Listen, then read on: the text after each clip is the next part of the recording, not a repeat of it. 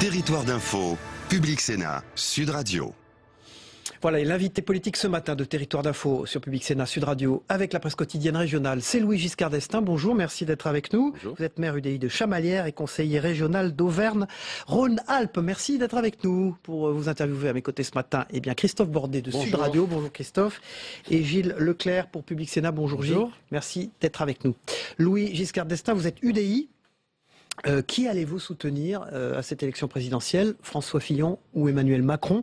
Emmanuel Macron d'ailleurs, dont on dit souvent, en tout cas les macronistes, qu'il pourrait être proche de Valéry Giscard d'Estaing dans les idées. Alors d'abord, pour clarifier les choses, moi je soutiens le candidat qui est issu de la primaire de la droite et du centre. Ce n'est pas une nouveauté. Sur ce plateau, j'avais annoncé mon soutien à la candidature d'Alain Juppé. C'est un autre candidat, François Fillon, qui a été choisi par les électeurs qui se sont déplacés pour cette primaire, plus de 4 millions. Donc de ce point de vue-là, aucun changement et je reste dans une ligne très claire qui est celle de l'UDI. Je rappelle que l'UDI, nous nous sommes fondés en 2012 dans la clarté des alliances et en même temps pour retrouver une formation politique de centre droit qui faisait défaut à la vie politique française et après la décision de François Bayrou en 2012 d'apporter son soutien à François Hollande. Donc voilà les conditions dans lesquelles j'ai participé à la fondation de l'UDI et que je considère qu'aujourd'hui nous devons apporter notre contribution au débat. J'ai envie de vous provoquer un petit peu. Est-ce que vous soutenez pas le perdant en quelque sorte? Parce que quand on regarde les sondages comme ce matin par exemple où on voit que François Fillon est à 20%, devant lui il y a Macron à 25%, Le Pen à 27%, état d'alerte comme le titre Le Figaro ce matin.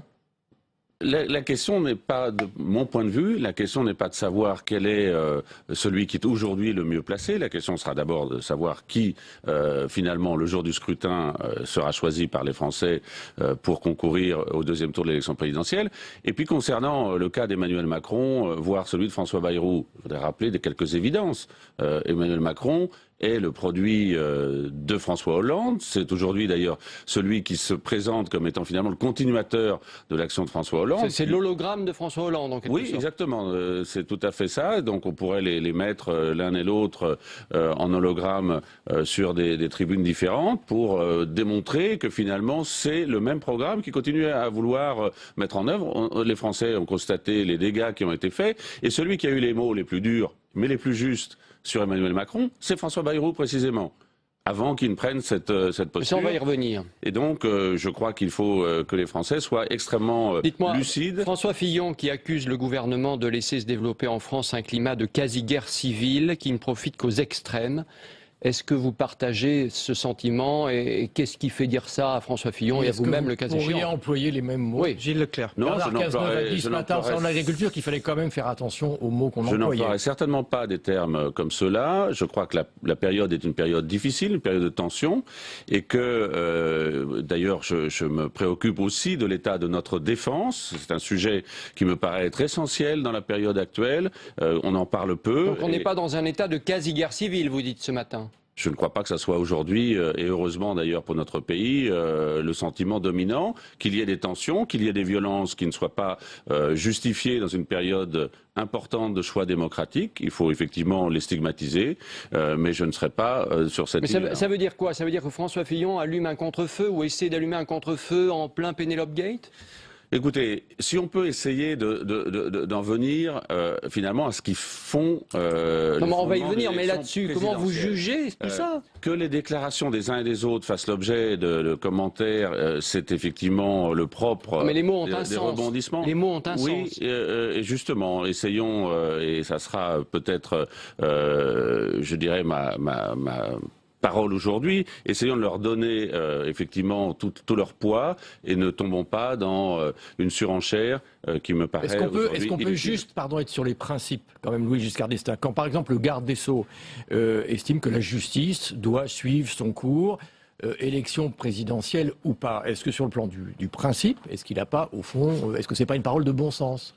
Par exemple, ça peut tout à fait se justifier de dire que la justice doit garder à la fois son indépendance. Les enquêtes, il y a plusieurs enquêtes en cours en ce moment, et donc que la justice garde son indépendance me paraît tout à fait souhaitable, mais il faudra d'ailleurs qu'une réflexion soit engagée sur les conditions durables de l'indépendance de la justice par rapport aux partis politiques. Il y a la question de l'appartenance des magistrats à des organisations syndicales ou à des partis politiques qui me semble devoir à un moment donné être posée. Quand Marine Le Pen critique la justice et refuse par exemple de se rendre chez le juge d'instruction, est-ce que vous estimez que François Fillon, lui, est plus respectueux quand même de la magistrature que Marine Le Pen ou pas? Ou est-ce qu'au fond, on a un peu l'impression qu'ils disent ou qu'ils font un peu la même chose? Je ne parle pas des actes présumés, évidemment. Mais vous avez absolument raison. François Fillon s'est rendu à la convocation des enquêteurs, tandis que Marine Le Pen n'a pas souhaité le faire en utilisant l'argument de son immunité parlementaire au Parlement européen. Je crois que François Fillon a démontré qu'il était aujourd'hui prêt à... Enfin, en critiquant sévèrement le parquet national financier quand même. Il a été très sévère. Il l'est encore très sévère. Oui, il peut y avoir des discussions sur l'opportunité de mener ce type d'enquête à ce moment donné de la vie politique. Et je crois que si ce sont des faits qui remontent à plus de 15 ans, on peut effectivement s'interroger sur le fait qu'il aurait été opportun que ces faits soient connus. Mais est-ce que les élections, c'est plus fort que tout? C'est un peu ce que disent un peu ces deux candidats. Écoutez, si c'est le peuple qui doit finalement trancher. Si on peut en venir... Moi, je suis contre à la fois la personnalisation à outrance de la vie politique. Je pense qu'il y a des candidats qui portent leurs idées, et on est en train de voir d'ailleurs une recomposition aussi de certains à gauche. Le fait que Jadot se soit rallié à Hamon, et que par contre Mélenchon se maintienne, tout cela montre qu'il est important que l'on en vienne très rapidement à des enjeux de fond de cette élection présidentielle. On va y venir, mais est-ce que la justice, notamment parquet financier, la juge du parquet financier, selon vous, s'est montrée indépendante? Je crois qu'elle exerce ses responsabilités de façon indépendante. Je ne pense pas qu'il y ait de doute sur ce plan-là. Louis Giscard d'Estaing est l'invité de Territoire d'Info ce matin. Merci d'être avec nous. Il y a eu beaucoup de ralliements ce week-end pour Emmanuel Macron, des bons sondages. Cantar Sofrès lui donne 25%. Est-ce que c'est une bonne séquence qui vient de s'achever pour lui? Est-ce que vous comprenez que des gens qui ont été sensibles, par exemple les anciens giscardiens, les gens qui se réclamaient de ces idées-là, soient attirés par Emmanuel Macron? Est-ce que vous le comprenez? On peut le comprendre d'une certaine façon, parce qu'il essaye d'apparaître comme étant un personnage qui s'inscrirait dans une trajectoire comparable. Elle n'est en rien comparable. Je rappelle que Valéry Giscard d'Estaing, avant d'être élu président de la République, avait été 11 ans ministre des Finances, et pas de François Hollande, mais du général de Gaulle et du président Pompidou. C'est pas tout à fait la même chose. Deuxièmement, quand Valéry Giscard d'Estaing devient président de la République, il a un parti politique qui le suit, qui l'accompagne depuis longtemps, qui était à ce moment-là les Républicains indépendants, qui devient ensuite l'UDF. Et l'UDF, quand François Bayrou en devient président, il y avait plus de 200 députés. Aujourd'hui, combien y a-t-il de députés MoDem? Je crois qu'il n'en a même plus. Donc voilà un petit peu la comparaison que l'on peut faire. Et quand vous regardez vous voulez qu'on parle du fond, le programme économique par exemple d'Emmanuel Macron, est-ce que ça vous choque? Quand il y a son interview dans les Échos la semaine dernière, etc. Est-ce qu'il y a des mesures qui vous choquent? Au fond, il n'y a pas énormément de différence par rapport, je dirais, à un libéral que vous êtes. Oui, il y a simplement un degré qui est on va dire de manque de responsabilité générale par rapport à l'état du pays. Si les Français étaient satisfaits au bout des 5 ans du quinquennat de François Hollande avec Emmanuel Macron comme ministre de l'économie, ça se saurait. Or, aujourd'hui, les mesures qu'il propose de prendre sont finalement la prolongation des actions... 120 000 fonctionnaires en moins, c'est pas François Hollande qui le dirait. Oui, mais ça n'est pas à la hauteur de la création d'emplois supplémentaires dans toutes les fonctions publiques depuis 10 ans ou depuis 15 ans. Donc essayons d'être dans la vraie responsabilité. Je pense que certaines des préconisations d'Emmanuel Macron, nous les partageons. D'ailleurs, quand elles vont dans la même direction que le programme ou d'Alain Juppé ou de François Fillon, nous ne pouvons que constater qu'il a un diagnostic comparable. Mais dans ce cas-là, il ne fallait pas être membre du gouvernement qui a supprimé la journée de carence dans la fonction publique. Mais lui, il veut la remettre aujourd'hui. Oui, mais écoutez, dans ce cas-là, il va falloir qu'il explique. Il y a quand même des contorsions intellectuelles qui font qu'on peut difficilement être dans un gouvernement et en sortir quelques mois avant une élection présidentielle et finalement se désolidariser de son action. Alors en termes de ressemblance avec le libéral que vous êtes, il y a la défense de l'Europe et c'est vrai que Macron accentue beaucoup là-dessus, la défense de l'Europe. Et ils sont rares, ceux qui aujourd'hui défendent l'Europe. Il n'a pas un certain courage. Là-dessus, il n'a pas un certain courage, effectivement. Mais nous sommes un peu à contre-courant de beaucoup de candidats. Nous sommes beaucoup d'Européens, indépendamment de cette je dirais, phase. Nous sommes beaucoup d'Européens à souhaiter, comme d'ailleurs nos candidats l'ont exprimé lors du débat sur la primaire, les différents candidats, à exprimer le fait qu'il faut que la France rejoue un rôle majeur au sein d'une Europe qui est secouée par le Brexit d'une part et par le fait que Donald Trump prend des postures, si ce n'est anti-européennes, ou en tout cas mettant en cause, je dirais, la solidité européenne. Donc c'est à nous d'être, nous la France, de retrouver cette voie.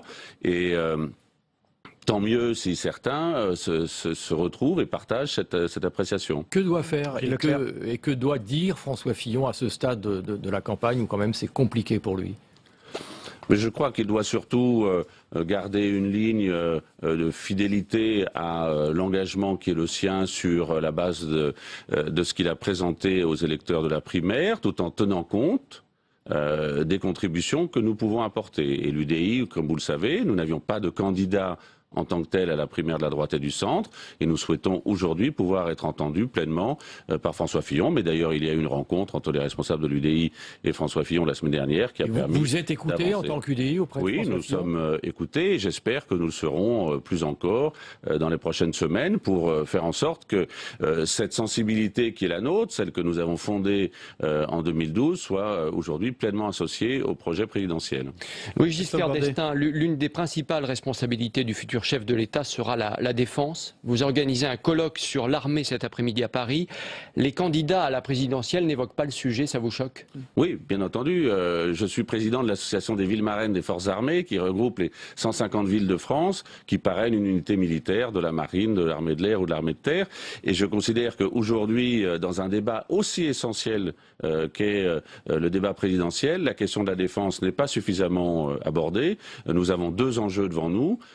L'esprit de défense face au terrorisme, face à la suppression de la conscription militaire, donc la nécessité de retisser un lien fort entre l'armée et sa nation, et deuxièmement une question budgétaire, capacitaire, qui doit être abordée. Là-dessus, quand on lit les programmes, on s'aperçoit quand même que la plupart disent il faut que 2% de la richesse nationale soit consacrée à la défense. C'est suffisant ou pas? Alors il faut non seulement arriver très vite à ces 2%, mais il faut aussi dire ce qu'on en fera, c'est-à-dire quels sont les grands programmes d'équipement, de renouvellement de nos équipements de nos forces qui seront mis en œuvre, et de le faire avec une vision prospective, stratégique et en même temps capacitaire pour l'emploi de nos forces armées. Mais ces 2%, il faut y arriver à quel terme? Il faut y arriver avant la fin du quinquennat qui s'ouvre devant nous. Louis Giscard d'Estaing, vous êtes l'invité de Territoire d'Info ce matin. Donnez-nous des nouvelles de votre père. Et est-ce qu'il va s'impliquer dans la campagne de François Fillon? Je rappelle qu'il le soutient. Est-ce qu'il pourrait y avoir un meeting avec lui, une rencontre publique qui fasse qu'il montre son soutien à François Fillon? Écoutez, je ne crois pas que ça soit son souhait dans la période actuelle, comme il ne l'a pas fait d'ailleurs dans la primaire.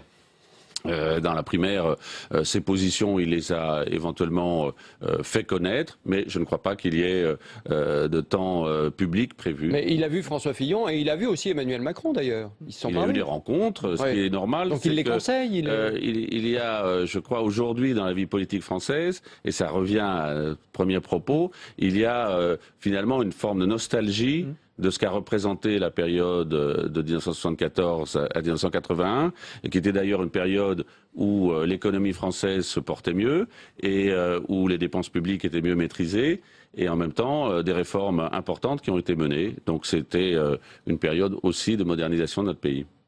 Merci Louis Giscard d'Estaing, maire UDI de Chamalières, comme l'a été votre père il y a fort longtemps maintenant, conseiller régional d'Auvergne-Rhône-Alpes, d'avoir été invité de Territoire d'Info.